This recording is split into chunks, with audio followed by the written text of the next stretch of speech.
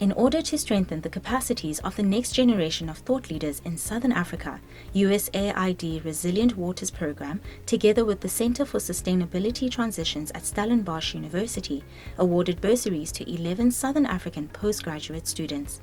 These early career researchers are conducting master's and PhD research on issues linked to enhancing the resilience of transboundary resources in the Limpopo and Okavango River basins.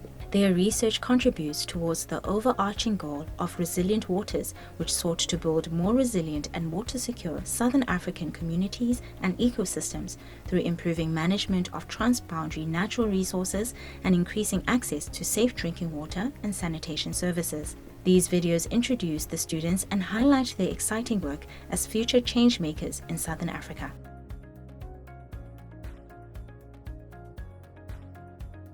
My name is Johanna and I'm currently studying with the Stellenbosch University.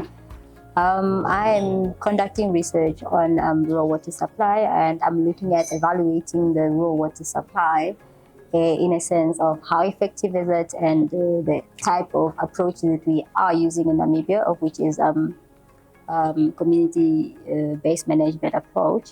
My objective was to understand the perception of what communities as well as a water supply agency, what they perceive as the critical factors in establishing what you call sustainable raw water infrastructures and access, which are long-lasting.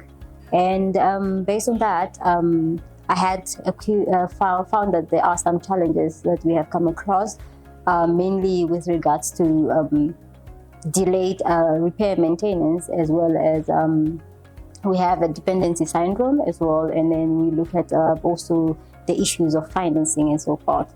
With that, in terms of looking at where are we going is how do we then make sustainable water resources for community members in our rural areas.